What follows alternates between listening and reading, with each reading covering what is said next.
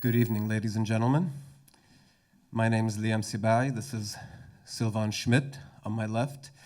And tonight we will be entertaining you with a story from the Lebanese South. As you are no doubt suspicious, the current military and security situation unfolding there no doubt provides the occasion for our entertaining you. This is the story of the Sheikha. I first heard of the Sheikha in around 2014, and it was a story that had occurred around 2012, so 2 years before that. Two young men on two motorcycles drove across the open road at night, their wheels hugging the yellow lines in the middle of the road, and so on and so forth. Hey Hassan, says Mahdi. What's that? What are you talking about, you idiot? That tall white thing, what is that? I don't see nothing, man. Why don't you just shut up? Oh, man. Oh, I see it. Get out of the way, Hassan, get out of the way. I can't. It's swallowing me in, Mahdi. Get out of the way. Get out of the way. But Hassan couldn't get out of the way. I'm about to crash. But he didn't crash. Hassan was swallowed by this tall white figure. And, well, his motorcycle was swallowed, and he fell on the floor. His motorcycle disappeared, and the lady disappeared. The Sheikha, this tall white woman. This wouldn't be the last time I heard of the Sheikha. My uncle told me essentially how the Sheikha was born, so to speak. See, the Sheikha was, Haneen at the time, was the daughter of the local sheikh. And being the daughter of sort of a clerical figure, she was without a doubt bombarded with the tedious message of you must pray, and you must pray on time, daughter. And you must pray no matter the time or no matter the context. Remember the Imam Ali, who prayed as the arrows fell to his right and to his left. And of course, being a sort of young girl, such a message, it wouldn't be absorbed so easily. But it would eventually. When one day, just like with the Imam Ali, there was a sort of short war, and the bombs and the missiles rained down. Her father was at work, and when he saw the bombs raining down, he hopped on his motorcycle and rushed home. And though he was hit by the bombs, he was hit by the missiles, he didn't die, so to speak. He didn't bleed out, he didn't explode, he began to shrink. His feet dangled off the motorcycle. But he could still grab the handles. By the time he got home, he could just hardly put the key into the keyhole and open the door. But he did and slammed the door open. Daughter, Sheikha Haneen, where are you?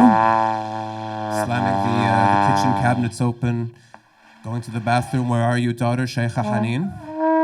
But then he noticed that her bedroom door was ajar. So he went over there and he opened the door, and he saw his daughter. Her back was turned to him, and she was praying. For those of you unfamiliar in the sort of Islamic tradition, when a woman is praying, she wears a sort of long white robe that covers her head also. He still called to her, daughter Haneen Sheikha, but she wouldn't answer. She kept on praying, and the bombs kept on raining down until she finished her prayer. By that time, the bombs had stopped, and her daughter, her father, had shrunk into non-existence. Now, the reason my uncle knows the Sheikha, though he wouldn't care to admit it, certainly no one from the time would care to admit it, but he essentially took the Sheikha out on her first date. The kermis was in town, the smell of roasted chestnuts filled the air, and all this. Oh, gee, I'm sure glad you took me out, Qasim. You know, a lot of the kids in class, they pick on me a little because I'm so tall. Don't worry about it, Sheikha. Haneen?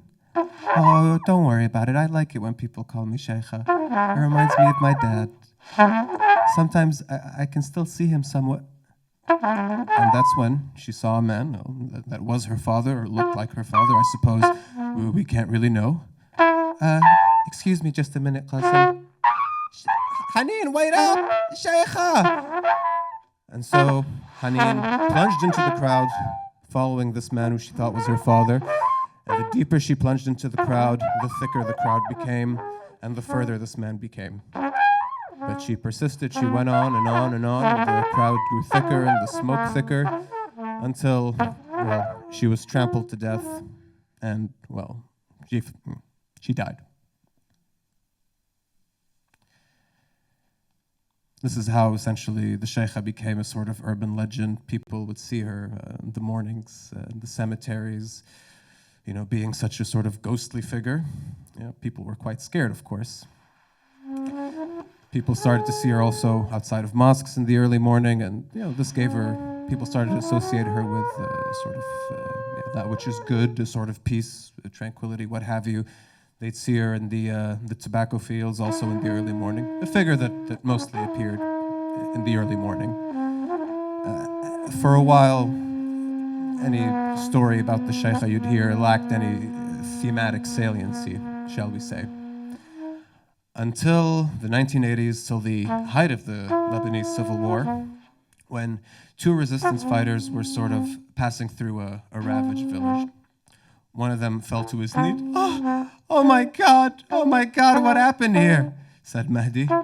Get up, you fool, you coward, said Hassan as he sort of pulled Mahdi up by the collar of his shirt. As you can probably tell, Mahdi was a sort of timid figure. The resistance was considering a sort of dishonorable discharge. But they figured they'd couple him with Hassan, who was a sort of very hardened, much more experienced soldier, and maybe they could make things work. And so, they continued, they went on, until they noticed, well, they were being fired at. They scurried to the left, only to find out they were being fired at from the left.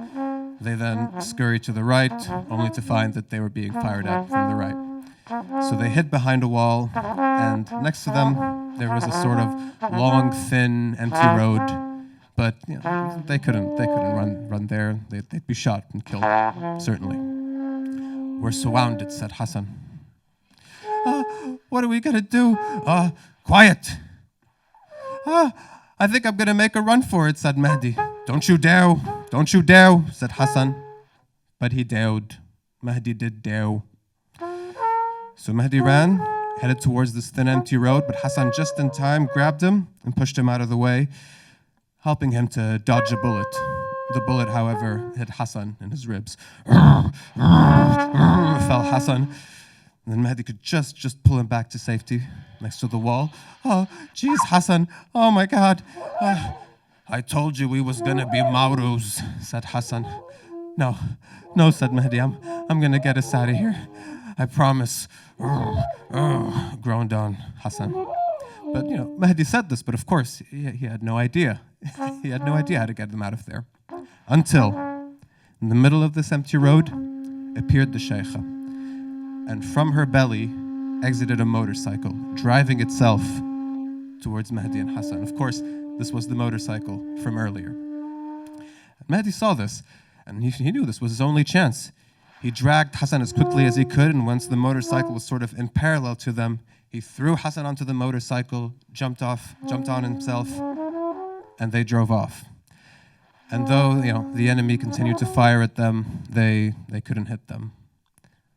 They lived to fight another day.